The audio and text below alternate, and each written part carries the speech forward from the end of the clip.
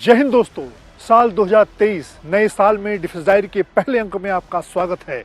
Defence diary इस अंक में बात एक और महावीर की, एक महायोद्धा की, जिसने 1971 की लड़ाई में भारतीय सेना का परचम लहराया। लेकिन उससे पहले डिफेंस डायरी में तीनों सेनाओं से जुड़ी कुछ बड़ी और अच्छी खबरों को नोट कर लेते हैं। पहली बड़ी खबर भारतीय सेना का मनोबल बढ़ाने वाली है। तीनों सेनाओं में महिलाओं की बढ़ती ताकत दिखाती है। इसी हफ्ते भारतीय सेना ने नए साल में महिलाओं को एक तोहफा दिया है। महिला अधिकारियों को करीब 108 से ज़्यादा महिला अधिकारियों को कमांडिंग ऑफिसर के तौर पर कमान दी जाएगी। सेना के इतिहास में यह पहला मौका होगा जब 100 से ज़्यादा महिलाओं को कमांडिंग ऑफिसर यानी कि कर्नल के रैंक पर प्रमोशन दिया गया है। और आने वाले दिनों में इन्हें military intelligence, army air defence, ordnance service, engineering service जैसी यूनिटों की कमांड दी जाएगी। ये पहला मौका होगा जब भारतीय सेना में महिला अधिकारी कमांडिंग ऑफिसर के तौर पर कर्नल के रैंक पर किसी भी यूनिट की कमान संभालेंगी, जिसमें इंजीनियरिंग, ऑर्डिनेंस, मिलिट्री इंटेलिजेंस जैसी महत्वपूर्ण कमान भी शामिल हैं। तो इस तरह से लंबे समय से तीनों सेनाओं में महिलाओं को महत्वपूर्ण जिम्मेदारी देने की कवायद चल रही थी। खासतौर से उन्हें सीओ यानी कमांडिंग ऑफिसर के तौर पर यूनिट की कमांड देने की बात चल रही थी और उसमें भारतीय सेना ने पहला बड़ा कदम उठाया है। 108 महिला अधिकारियों को कर्नल के रैंक पर प्रमोशन दिया गया है और आने वाले दिनों में वो अपनी यूनिटों की कमान भी संभालेंगी। ये भारतीय सेनाओं में महिलाओं की बढ़ती ताकत को दिखाता है। आज महिलाएं लड़ाकू विमान से लेकर समुद्री सरहद पर, युद्धपोत पर भी तैनात हैं। एक और बड़ी खबर महिलाओं से ही जुड़ी करते हैं। भारतीय नौसेना पहली ऐसी फोर्स बन गई है जिसने अग्निवीर के तौर पर यानी कि सेलर, नौसैनिक के तौर पर महिलाओं को नौसेना में एंट्री दी है। और अब नौसेना के चिल्का नेवल बेस पर इन अग्निवीर महिला की ट्रेनिंग शुरू हो गई है। पहले बैच के तौर पर, अग्निवीर के पहले बैच के तौर पर 3000 अग्निवीर नौसैनिक के तौर पर चिल्का नेवल बेस पर 4 महीने की ट्रेनिंग का हिस्सा बने हैं, जिसमें 300 से ज़्यादा महिलाएं हैं। और मैंने खुद चिल्का नेवल बेस पर जाकर इस ट्रेनिंग को कवर किया, इस ट्रेनिंग को देखा। यहाँ पर सिर्फ अगर आप देखें तो नौसैनिक के तौर पर, अग्निवीर के तौर पर महिलाओं की ट्रेनिंग एक महीने में भिन्न है कि उनके रहने की व्यवस्था अलग है। बाकी ट्रेनिंग के जो तमाम मापदंड हैं, तमाम मुश्किलें हैं, वो पुरुष साथियों जैसी ही हैं। चाहे फायरिंग की बात की जाए, स्विमिंग की बात की जाए, ड्रिल की बात की जाए, हर ट्रेनिंग वो अपने पुरुष साथियों के साथ ही कर रही हैं। और वहाँ पर जो कमांडिंग ऑफिसर हैं उनका कहना है कि उन्हें उसी तरह की कड़ी ट्रेनिंग से गुजरना होगा जैसे पुरुष साथी गुजरते हैं। और आने वाले दिनों में ये महिला अग्निवीर यानी कि महिला नौसैनिक नौसेना के तमाम समुद्री मोर्चे पर, युद्धपोत से लेकर नेवल बेस से लेकर हर मुश्किल और सरहद पर तैनात होंगे, हर बेस पर तैनात होंगी। तो इस तरह से नौसेना पहली ऐसी फोर्स बन गई है जिसने अग्निवीर के तौर पर यानी कि नौसैनिक के तौर पर महिलाओं को नौसेना में एंट्री दी है।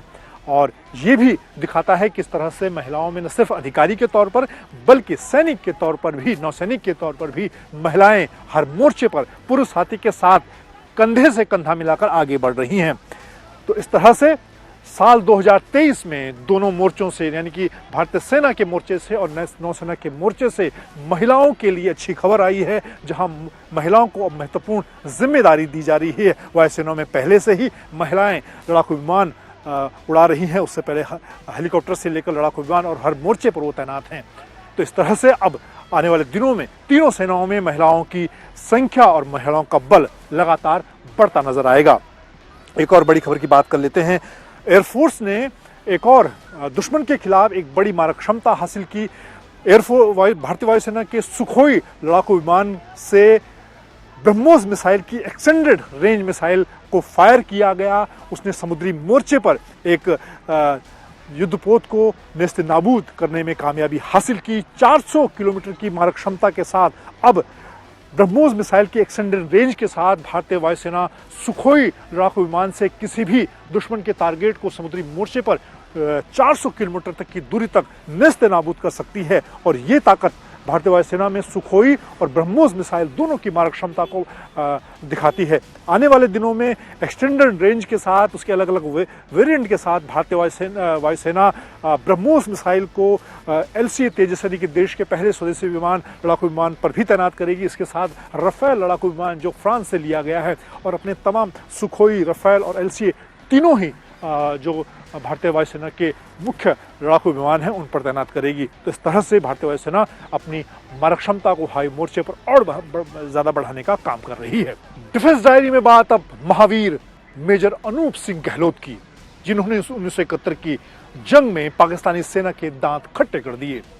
उन्होंने पूरी मोर्चे पर डोगरा रेजिमेंट की कमान संभालते हुए पाकिस्तानी सेना को पीछे धकेलने का काम किया और अपना सर्वोच्च बलिदान दिया। उन्हें महावीर चक्र से सम्मानित किया गया। मेजर अनूप सिंह गहलोत दिल्ली के रहने वाले थे। दिल्ली के नांगलोई में उनका जन्म हुआ। उनके पिता भी कर्नल दलेल सिंह सेना में थे। अपने पिता के नक्शे कदम पर चलते हुए 20 साल की उम्र में वो सेना में शामिल हुए और साल 1962 में उन्हें 3 डोगरा रेजिमेंट में अधिकारी के तौर पर कमीशन मिला।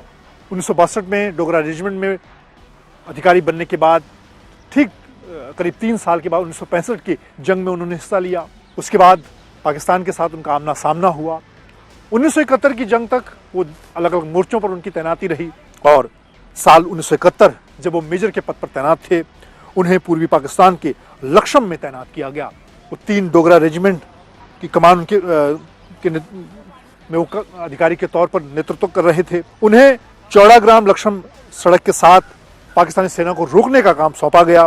पाकिस्तानी सेना को ये लगा कि वो भारतीय सेना से घिरे हुए हैं और क्योंकि वहाँ पर डोगरा रेजिमेंट की कंपनी ने कब्जा किया हुआ था, लगभग 500 मीटर की दूरी पर ही दुश्मन के साथ उनका आमना सामना था और किसी भी तरह से उन्हें दुश्मन को रोके रखना था, उसे पीछे धकेलने का काम करना था। अगले ही दिन उनके नेतृत्व में डोगरा रेजिमेंट की 2 कंपनियां आगे बढ़ी और उन्होंने पीछे से पाकिस्तानी सैनिकों को घेरने का काम किया और उन्हें आत्मसमर्पण करने के लिए उनको चेतावनी दी, आत्मसमर्पण करने के लिए कहा। आमने सामने की लड़ाई शुरू हो गई और उन्होंने मेजर अनूप सिंह गहलोत ने सूझबूझ के साथ, समझदारी के साथ अपनी कौशल और रणनीति और 1965 के युद्ध में मिले अनुभव के आधार पर पाकिस्तानी टुकड़ी को यहाँ पर घेरने का काम किया और उसके बाद वो उन्हें पाकिस्तानी सैन्य टुकड़ी को पीछे हटने पर मजबूर होना पड़ा। पाकिस्तानी सेना की इस टुकड़ी को पीछे करने के बाद मेजर अनूप सिंह ने अपनी डी कंपनी को मजबूत करने के लिए एक पलटन के साथ उन्होंने आगे बढ़ने का फैसला किया और पाकिस्तानी की उस मोर्चे पर आगे बढ़ने का फैसला किया, क्योंकि वहाँ से पिछली कंपनी पाकिस्तान की सैन्य टुकड़ी पीछे जा चुकी थी। रास्ते में वो दुश्मन की गोलाबारी की चपेट में आ गए और इस वक्त क्योंकि उनके पास सिर्फ एक ही पलटन थी, पूरा मैदान खुला रास्ता था, चारों तरफ से दुश्मन की गोलाबारी का खतरा बना हुआ था, गोलाबारी हो रही थी। ऐसे में उन्होंने अब इस मौके को भांपते हुए खुद मोर्चा संभाला। उन्होंने अपनी स्टेन गन से आमने सामने की सीधी लड़ाई में 4 पाकिस्तानी सैनिकों को ढेर करने का काम किया और लगातार वो आगे बढ़ते रहे। अपनी टुकड़ी को उन्होंने इस पूरे इलाके में घेराबंदी करने के लिए आगे किया। उसके बाद वो लगातार अपनी मशीन गन, अपनी स्टेन गन से मोर्चा संभालते हुए दुश्मन पर फायरिंग करते रहे, अपने सैनिकों को आगे बढ़ते रहे अपनी पाकिस्तानी इलाके में, क्योंकि वो घिर गए थे, खुला इलाका था। ऐसे में उन्होंने हिम्मत नहीं हारी और आखिरी मोर्चे तक, आखिरी पल तक वो दुश्मन पर हावी होते रहे। उनकी टुकड़ी ने इलाके में अपनी मोर्चाबंदी मजबूत की। इस दौरान वो खुद बुरी तरह से घायल हो गए, उनके शरीर से रक्त बहने लगा और लेकिन उन्होंने आखिरी पल तक अपनी टुकड़ी की कमान संभालने से वो संभालते रहे, लेकिन आखिरकार उन्होंने इस मोर्चे पर अपने प्राण न्योछावर कर दिए।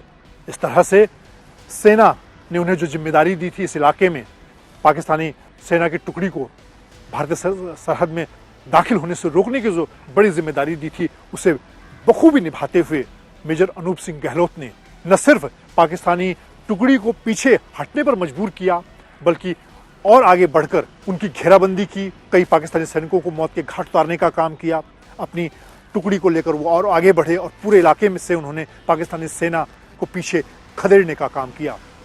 पूर्वी मोर्चे पर उन्होंने जो जिम्मेदारी उन्हें दी गई उससे कहीं आगे बढ़कर अपने नेतृत्व क्षमता, अपने कर्तव्य का पालन किया।